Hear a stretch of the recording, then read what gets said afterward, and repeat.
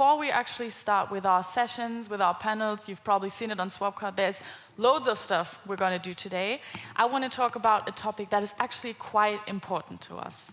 Most Wanted Music claims to be a safer space. But what does that mean? What is a safer space? It means we want to be as welcoming as possible for all guests that are here today, for all artists, for all team members, for all invited speakers. And therefore, I'd like to introduce you to Mirca Lotz. She's the founder of Safe Dance.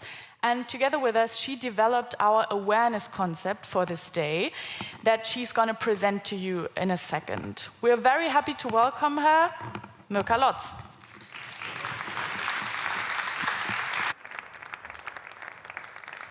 Hello everyone, my name is Mirca and I use she, her and they, them pronouns. I'm very happy to be here today to talk about the newly implemented Safer Space policy. I'm the co-founder of Safe the Dance. It's an agency for inclusion, diversity, equity. We try to make spaces, organizations into better places so everyone can enjoy it and have a good time. Before I start, I'm going to offer a trigger warning. We're going to be talking, even though it's shortly, about very sensitive things, harassment, discrimination, racism, sexism. If at any point you feel uncomfortable, it is too much, it's triggering some trauma, it's totally fine to leave. Take care of yourself. That's the most important part. Speaking of discrimination, I'm here also because some very courageous people actually experienced discrimination within the network and they kept on pushing for change. And I really want to thank them because without them, we all wouldn't be here talking about safer spaces now. So, that being said, we live in a weird world where actually now we have software programmers looking into how we can stop people harassing each other in virtual worlds. So this is the world we live in. And if you think about that, how bad it is in the real world in comparison and how hard it is to stop harassment there, I think we all know that we have a far way to go. We call it safer spaces, not safe space. Why is that? A safe space implies there's something you do and it's done. And after you created it, you don't have to worry about it anymore because it's already there. But that's not how it works. A safe space for a white person is not a safe space for a person of color. A safe space for a cis person is not a safe space for a trans person. So keeping that in mind, we have rules here. We try to have prevention. We try to have follow-up if we have any kind of discrimination, harassment, boundary crossing as well happening. We hope that you all will feel welcome and respected in however you identify, feel, live, all of that. We try to all look out for each other, and we definitely do not tolerate any kind of harassment, discrimination, boundary crossing here. We also really want to look into inclusion and accessibility, because if we only look at one part of the problem, it doesn't make sense. We have to look at everything intersectionally. That's why we also, for the first time, had all the information on inclusion. We still can improve. We still don't have everything done. But if you see anything and you feel like we could be doing more, please let us know. Walk up to me. There's an awareness staff. I'm going to come on to that, or also an anonymous feedback from on Google Doc, which is linked to our website. Yes. So it is important to make the world a safer space, not just for me and people who are like me, but it's for everyone. And to keep in mind, there's so many different people, and they all have different needs, and they all experience different forms of harassment. So let's think more about that. David Gator says, privilege is when you think something is not a problem, because it's not a problem to you personally. So this is the hard part. You can only change things that you know about, only problems that you know.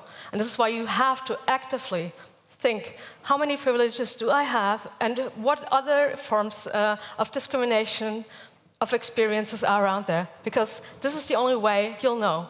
Even me growing up with a lot of people of color in my family, I didn't see it for years and years and years. I really had to learn to listen to see things, because I don't experience racism. I don't know how it is. Thanks. Lila Saad, I hope I'm saying it right, says, you trying to be a good person might prevent you from being a good person. Because if you do something that's a boundary crossing or discrimination, if you don't want to feel like you are a bad person for doing it. But the thing is, you've done it, so you have to take the responsibility. It's like if you accidentally cut off someone's hand, and you really didn't mean to, you just made a stupid movement with an axe or something. I don't know. Think about that. It happened. You will still apologize. And words are the same. Every action is the same. Apologize, take responsibility, but don't go into the defense and say, but I really didn't mean it. It doesn't matter. Just apologize, move on. So we're coming to consent is everything. It is really important to only interact, to only speak to people who really want to speak with you. If you're not certain about that, ask. Learn from people into bondage, because they push the boundaries of what's normal, and there's no rules beforehand.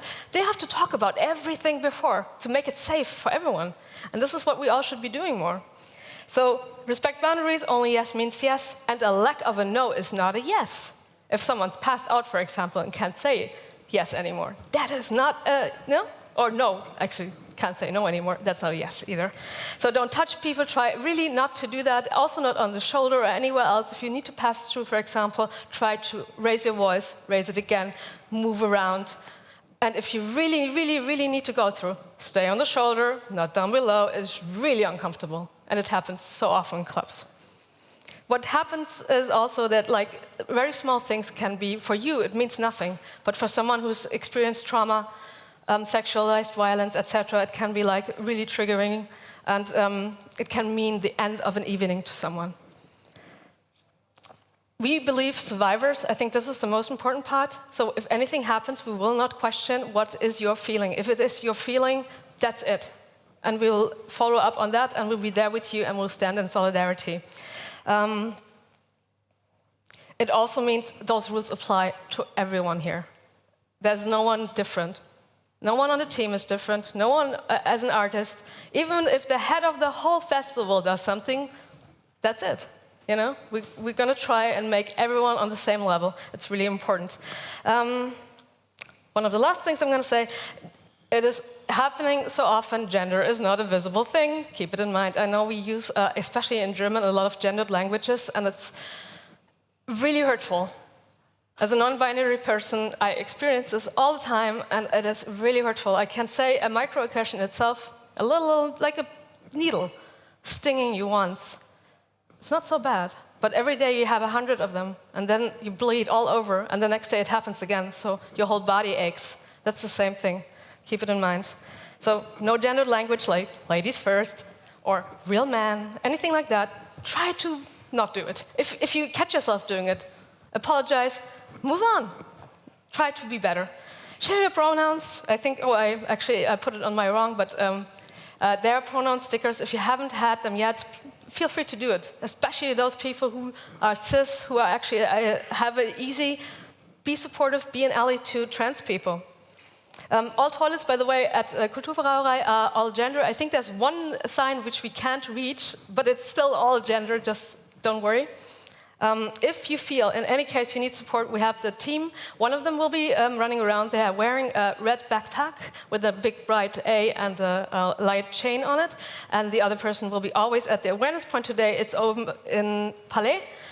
Tomorrow it's going to be in Palais, and then later on at Kesselhaus, but on the posters, on the websites, everywhere, you can look up where they will be. There's a number, again, it's on the website, on the posters. You can call, you can text, any messenger, it's all available.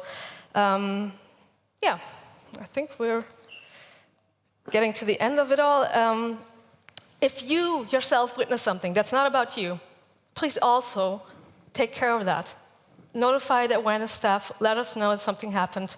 You can also walk up to the person and say, hey, we have support here, it looked like you might need it. If you want to, I can also help you. If you feel you're up to helping someone, do it. I hope at some point we won't need an awareness staff anymore, because we're going to be each other's awareness staff. We have a red card for discrimination. It's not everywhere yet, but they are available at the awareness point and also at the entry. It's for when you, in the audience, hear something being said on stage, which you feel is discrimination or boundary crossing. So you can also raise a red flag, and then we'll stop the program. Then you can either go on stage and you can use the microphone to speak about it, or if you don't feel comfortable with that, you can tell the moderator and they will address it for you. And we're going to stop the program until we resolve it, and again, awareness staff can be invited to join this discussion. Yeah, I think this was all I have. I hope you will all have a great time, and you will make it a great time for everyone, and that we start having more diverse spaces where we can all feel like ourselves. Thank you so much.